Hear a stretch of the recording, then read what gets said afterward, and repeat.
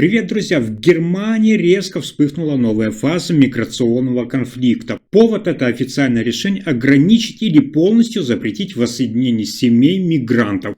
То, что ранее считалось базовым правом, теперь под вопросом. И все это без широкого обсуждения, без парламентских дебатов, без медиасигнала. Документ, по сообщениям СМИ, прошел процедуру утверждения в ускоренном порядке. Некоторые коалиционные участники заявляют, что узнали об этом постфактум. Резонанс оказался мощнее, чем ожидалось. На улице Берлина, Лейпцига и Гамбурга вышли сотни протестующих с лозунгами «Семья не угроза, мы не временны». Многие из тех, кто уже прошел легализацию, теперь лишаются надежды вернуть родных. Внутри правительства все громче звучат слова о перезагрузке системы. В кулуарах обсуждаются интересы влиятельных политических групп, настаивающих на ужесточении миграционного контроля. И это уже не только экономика или безопасность, это демонстрация власти. По данным политических обозревателей, в кулуарах партии идет скрытая борьба.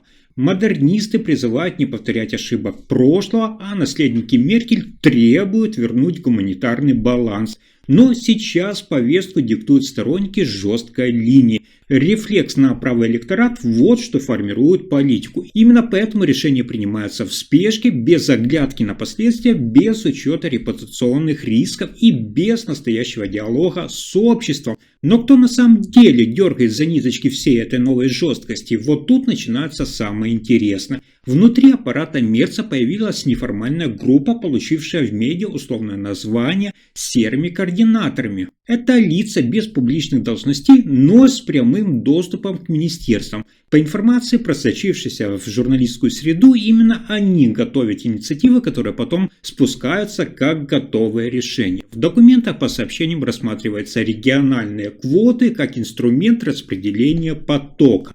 Если при Меркель подобные меры старались избегать, то при Мерце обсуждение подобных подходов возобновилось гораздо активнее. Франция уже выражает недовольство. Макрон, по сообщениям европейских СМИ, считает действия Берлина нарушением базовых принципов Шенгена. Его окружение передает дипломатическими каналами сигналы тревоги, но в Германии сейчас особая атмосфера. Сильный курс, жесткие приказы, жажда полной перезагрузки. И в этом новом климате не важно, что скажет Брюссель, важно, что скажет избиратель. А избиратель устал от хаоса, поэтому Мерц делает ставку на закрытость, контроль и безопасность, даже если цена репутационный кризис внутри Европейского Союза. Но за всеми этими решениями встает новая фигура. Неизвестный координатор, неформальный советник, эксперт без должности. В кулуарах Бундестага уже обсуждают, он не из Европейского Союза. И именно его считают архитектором текущих инициатив. А пока министры спорят о границах, Германия запустила механизм, который взорвал обсуждение в финансовых и политических кругах. Это новый спецфонд почти на 500 миллиардов евро. Цифра, которая звучит как план Маршалла 2.0. Но кто именно координирует этот триллионный поток, до сих пор не ясно. Официально это антикризисная мера, экономическая безопасность, инвестиции в инфраструктуру, поддержка промышленности. Но в реальности схема сложная и почти непрозрачна. Средства заимствуются под государственные гарантии и, внимание, оформляются в обход бюджетных лимитов Европейского Союза. Никакого голосования в Брюсселе, никакого внешнего согласования. Новое решение принимается на уровне именно национального правительства без координации с Брюсселем, что вызывает вопросы участия экспертов. Как утверждают обозреватели, это не просто финансы, это новая философия управления страной. Именно этим фондом Мерц показывает, Германия вышла на собственную траекторию. Эксперты говорят, что этот шаг меняет всю логику финансовой политики Европейского Союза, а сам Мерц становится не просто канцлером, а финансовым архитектором суверенитета. По данным источника, внутри коалиции уже возник конфликт. Одна группа требует контроля и прозрачности, другая настаивает никакой огласки, полная свобода маневров.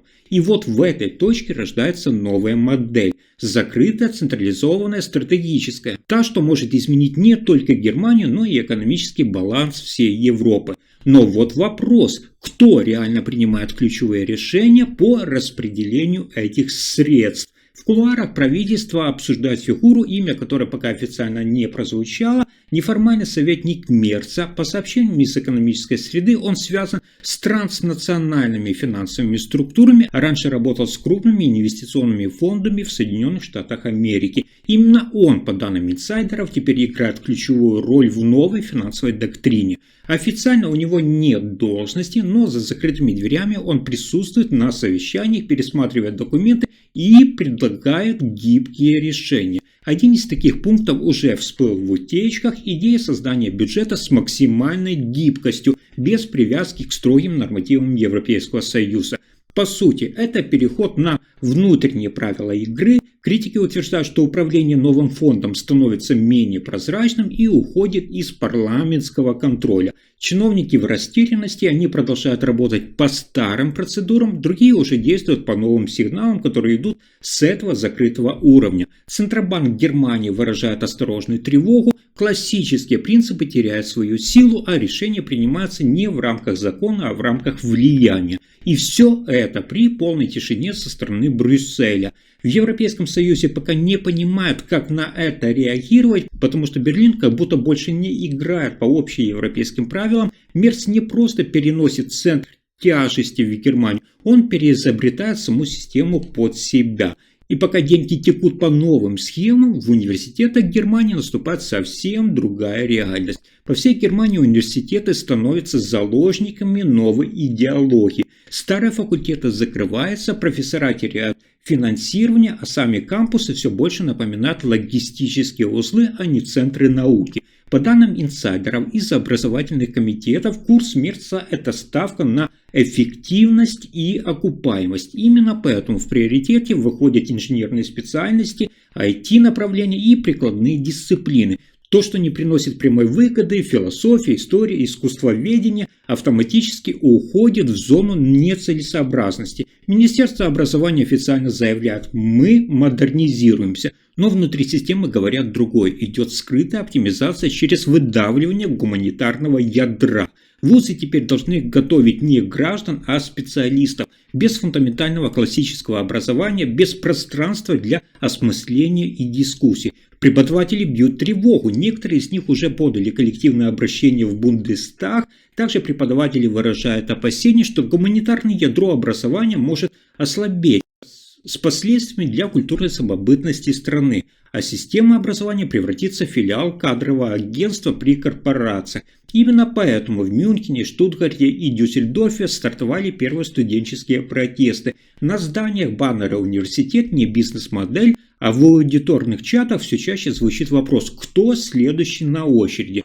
Но студенты не молчат, и теперь протест уже не в коридорах, а прямо на улицах. Все началось как локальная акция, но теперь речь идет о движении национального масштаба. Как сообщают студенческие ассоциации, готовится обращение напрямую в канцелярию Мерца с требованием прекратить цифровизацию ради цифры и восстановить интеллектуальную автономию вузов. Министерство образования молчит, канцлер игнорирует, но это уже не просто вопрос учебных планов, это вопрос идентичности немецкой нации. По мнению ряда депутатов из левых и центристских партий, Мерц сознательно продавливает концепт. Это модель, при которой эффективность становится единственным критерием ценности. Если нет прибыли, нет смысла. Но студенты видят в этом стратегическую ловушку. Если исчезнет университетская свобода, исчезнут дебаты, исчезнут идеи, исчезнет противовес власти. Без этого под угрозой оказывается сама культура демократического диалога. И сегодня те, кто выходит на улицы, не просто защищают свои факультеты, они защищают то, что еще осталось от свободного мышления. И за этим наблюдает вся Европа. Критики говорят, что Германия постепенно теряет свой академический образ, смещая в сторону технологически ориентированной модели. Если вам понравился рассказ, ставьте лайк, подписывайтесь, делитесь этим видео. Спасибо за просмотр.